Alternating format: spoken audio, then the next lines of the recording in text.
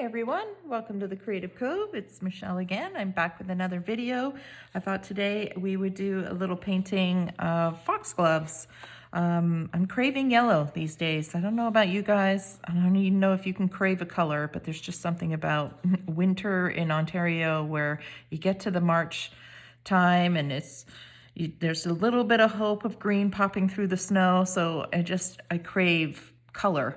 And yellow has always been one of my favorite colors. So I thought today we could do some foxglove paintings on some scrap pieces of coffee dyed paper. So for this tutorial, if you want to follow along with me, you're going to need some acrylic paints.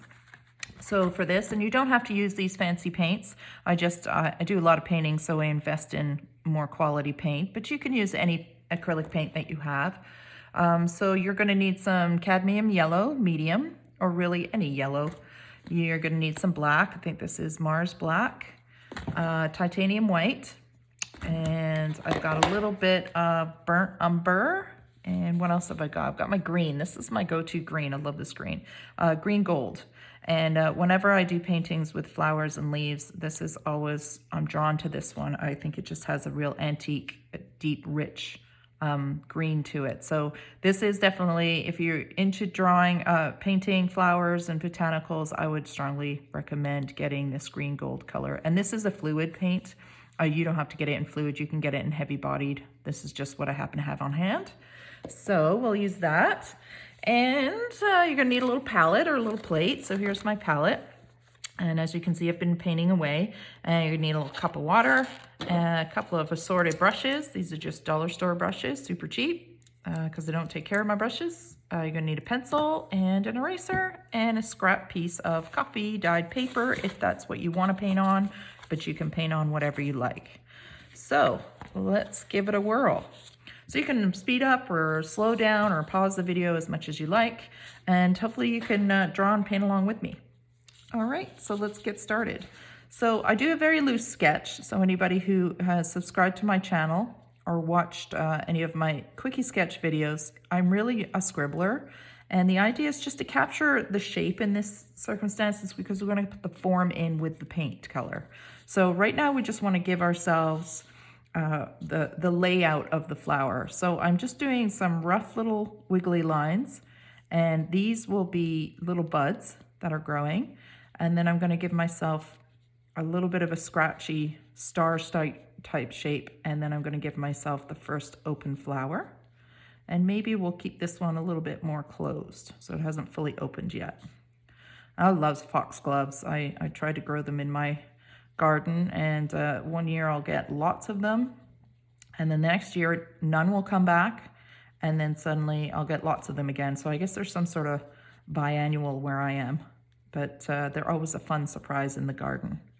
So there's my second one. I do this kind of sharp edge, kind of dome shape here with a line going through it. So here's the center of the flower. So the opening is in there. And then I'm going to continue down. I'm going to give myself maybe a couple of little leaves that are poking off the stem. And then we'll do one more flower head coming down. So this one's kind of drooping in front of us. So again, that kind of wonky oval shape, and then the opening. And again, this is the center of the flower. So again, nice and loose sketches. You can change it as you paint too. And there we go. So I've got my rough layout, and again, more of the detail goes in with the paint. I also recommend a little piece of scrap paper towel or something, a cloth of some kind, so that you can control the amount of water on your brush and the amount of paint. So I'm just going to move this. Hopefully I'm in frame here so you can see how I mix. So I'm going to start with just giving myself a layer of color. So I'm going to mix some titanium white and some of my cadmium yellow, and I've got a pretty wet brush here, and I'm going to add a little bit of brown. So basically a muddy yellow. The darkest of my yellow that's going on, and I'm slapping that right into those shapes. So I go outside my lines. It's just having fun with paint, slapping it down, making corrections as I go. Either I'm gonna like the piece or I'm not. I'm not doing a full like observation of the plant. I'm just trying to have fun capturing the shape of it and its color. So there's my first base color. So you see I don't even color in all those sections. Maybe I'll bring you a little bit closer. Hopefully you can see a little more detail. I don't even color in all the sections. I'm not worrying about it. I'm just having fun putting the colors down. So I'm gonna put a little dark green in. So I'm gonna use that raw umber, I think it is, burned umber, and some of my green gold, and a tiny bit of black. And black is very potent, so you gotta be careful how much you use. And I'm just gonna have a nice dark green here. So I like to start with my darker colors, my darker shades, and then I build up my light ones after that. And see, this brush is really too big for what I need it for, but it's more like just a loose sketch, just applying this color. And the beauty about acrylic is it's very forgiving. So if you screw up, you just go right over top of it again, and you're gonna see that happening a lot here. I go a lot of back and forth, and it's creating these layers that acrylic is really known for, lots of layers. So I'm gonna switch to my little brush. So I just threw that color in really quick. I'm gonna brighten it up with a bit more of a green, so you can see this pretty green. But this green gold, the liquid form is quite translucent, so I like to add a little bit of white to it just to make it a little bit more opaque when it goes onto the paper. Otherwise you almost see everything right through it, which is handy in some techniques, but in this application I just want to put in just a touch of this color, a little bit in here. And so you can see it slowly starts building up. I'm going to go back to this dark brown color that I had, maybe mix just a touch more, dark green I should say. And I want to use this for the centers. So I'm going to put that in like that, where my flower opening is. And again, if you overdo it, don't worry about it. It dries and go right over top. So I feel like my green might need a little bit more contrast. I'm going to add that dark color again, but I'm going to add a little bit more black to it this time, just to have a really nice contrast between the greens. I'm just going to rub in just a little bit of this darker color in a few sections. So I don't paint the whole thing. I just dab in the color here and there. So you're not reinforcing and covering up all the other work you did by just putting the new color over top of the old color. So I'm just going to throw that in there. And then while I have that color mixed, I'm going to take this really junky dollar store brush, and it is junky. I think it's like pure nylon. It doesn't really absorb paint at all. And I'm just going to take this darker color, if I have any left. I think I've lost it all, so I'm just going to mix a little more. And I'm just going to do a little bit of dabbing in here for those spotted little centers they have. Just dab. I'm going to go back to my other medium little brush here. And then I'm going to put in some highlight of the white. So I'm going to take some white. I'm going to add a little bit of the yellow to it, create this kind of buttercup yellow. And I'm going to throw a little bit in the back of the flower, just rubbing it in. So not tons of paint on my brush, just enough to introduce the color. I'm going to do the very opening of the flower, and maybe just a little bit here, a little bit of the opening on the other side, just dabbing that color in. I'm going to let that dry. A little bit at the top here. See how it's not even worrying about the lines or the shapes, and just trying to introduce this color in a couple of spots. I might add some to the leaf just for fun, tie the whole palette together. So what you introduce in the leaves, you can introduce in the flowers. Just keeps the palette cohesive. And then think what I'll do now is give it a real bright poppy yellow, because like I said, I'm just craving yellow. So I'm going to go back over top. Now my paint is dry. It dries very quick, and I'm really going to pop that yellow. Look how pretty that yellow is. Just makes me happy this time of year. And then just going to throw some more yellow in here. Scrub that in. little bit of yellow in here. Maybe soften this opening just a little bit. Okay, a little pop of bright yellow in the buds. It's starting to come together a little bit. And now I'm going to go in with the creamy, more white in the creamy yellow, so a brighter white, a brighter yellow, I should say. And just pop some final highlights. So put a little highlight on the edge of this one. Maybe an indication of a highlight in the back of the petal. Nice highlight here.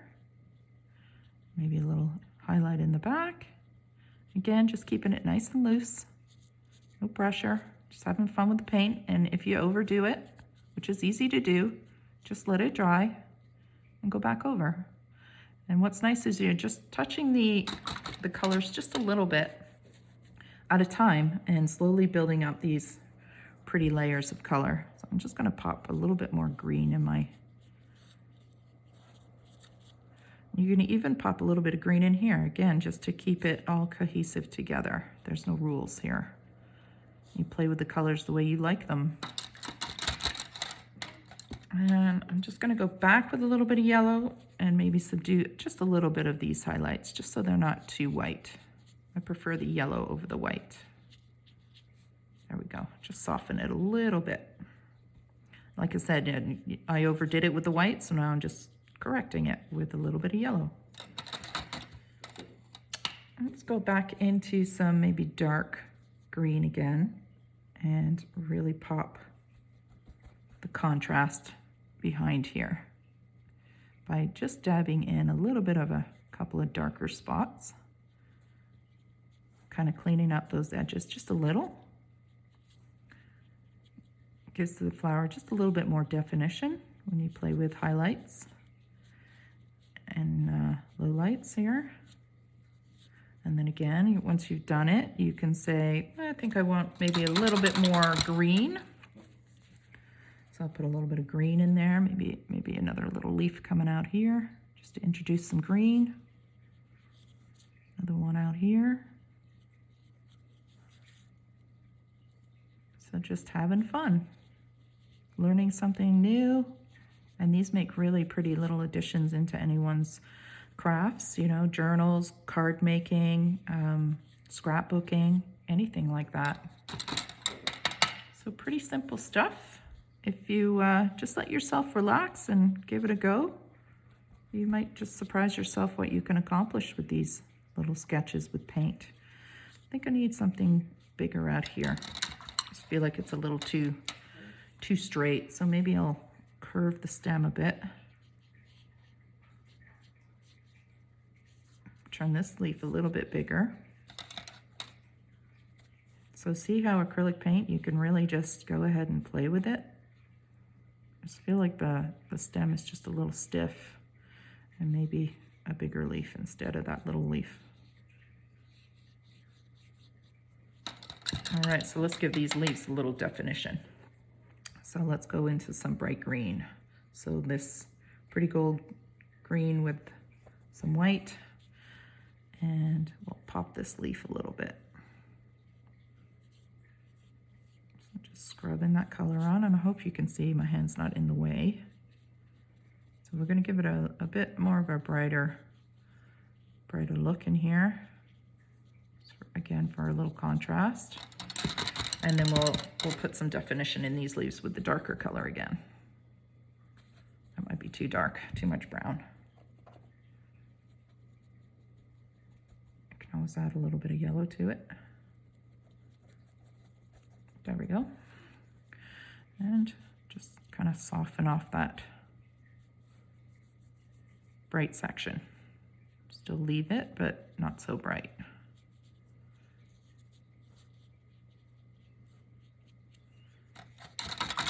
And then maybe just a little contrast with the darker inside here. You can give it its veining if you want. Depends how much detail you want to put in it. I'm just keeping it pretty simple. Let the color and the prettiness of the flower come out. A little bit of yellow. Soften it down. And then I think what I'm going to do is I'm going to put a little bit of a highlight inside. So I'm going to go back to my really junky little round hard bristle brush and go into the white with a touch of yellow in it, just so it's not stark white. And I think I'm going to pop a little texture in here just to indicate those dots that the foxglove has. And that's it. There we go. Something very simple, something very loose. I mean, you can keep playing with it as much as you like.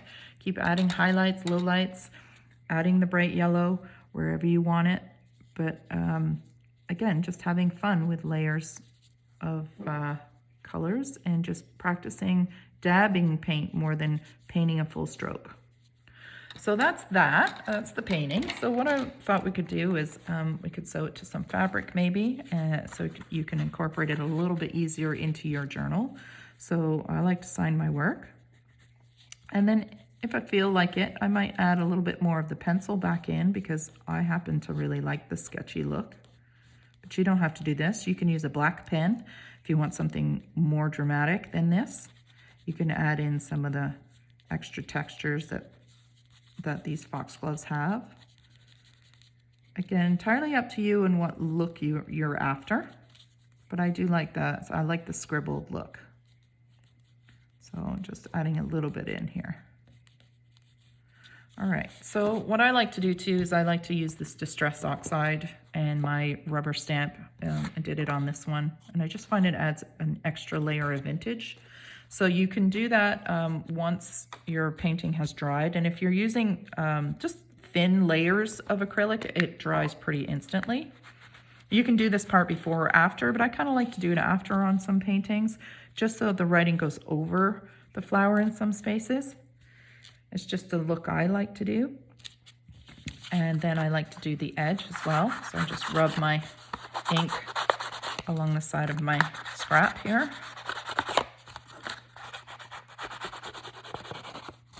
And just looking at these colors just makes me happy. Just puts me in a good mood. Seeing all these pretty colors, especially yellow right now. I'm a sucker for yellow plants. So I pulled out some assorted ribbons and stuff here.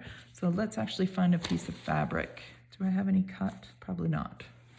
So I've got this scrap fabric. I'm just gonna use this really quick here. Just gonna cut it. And my messy scraps, I call them my messy scraps. None of them are actually straight. Yeah, because that's how I roll. Nothing straight. So I will clean up this sort of edge here, just so it's a little bit more even. But you don't have to. Maybe not strong enough. Let's see if I can rip it. There we go. I like the frayed edges. And down here, cut a little bit.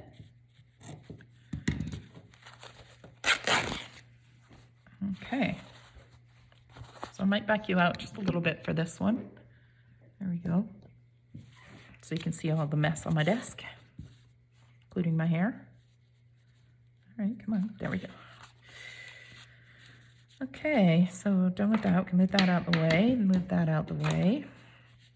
Another piece of fabric, maybe. Some lacy bit on the side, maybe. Something like that. What else have I got? Got this stuff. Just layering different textiles.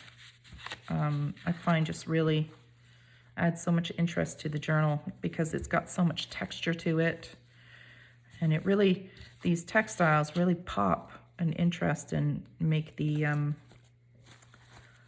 whole thing very textured and interesting with layers. And again, if you like that vintage look like me, then you're gonna like adding all these types of scraps to it. So here's some yellow ribbon, which I've been dying to use.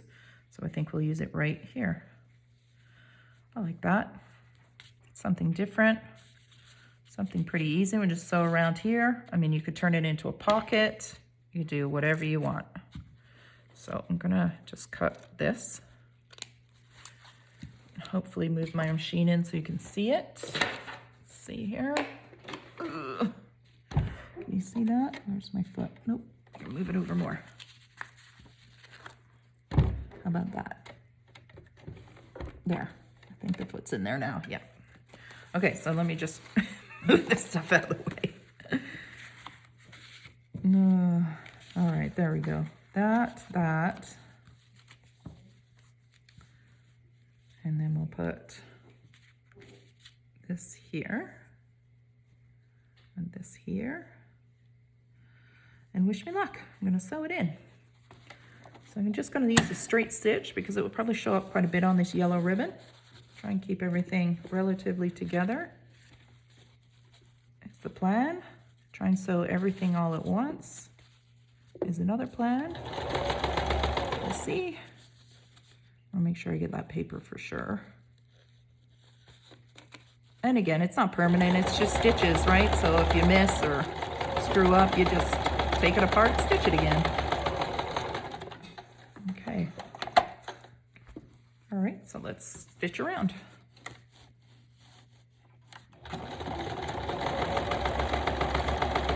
So these nice little messy scraps are great ways to add a little texture in your journals or whatever it is you're into. And again, nothing has to be straight. It's just loose and easy, especially with my sewing skills. And I'll show you in a second what I mean by that, because I can't sew a straight line. So there you go. It's sewn in. Move this away.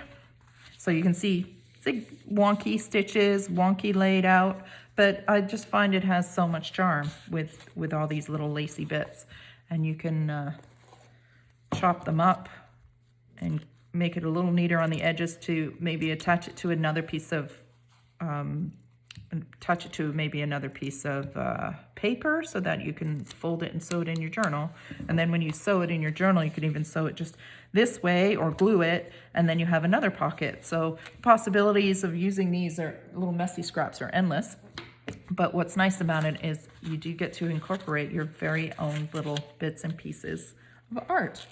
So hope you like that. And again, just follow along with me and pause the video and take your time and just really play and stay loose and relaxed and just dab the paint as opposed to concentrating on painting something perfect. And you'll notice the more you get used to acrylics, you're gonna notice that some of your paintings are gonna go through a very ugly phase to a pretty phase to an ugly phase to the final pretty phase. So don't get discouraged if you put a couple of bits and pieces of paint down and you think you've ruined it, because you haven't. It's just a question of going back on top again and playing with it until you get what you're looking for. So that's it for today. I hope you liked today's video. If you do, please subscribe to the channel, give me a thumbs up, and please share with your friends, and feel free to go over to my Instagram account at The Creative Cove and tag me in some of the pictures that you've tried. So that's it, guys. Have a great day. Bye.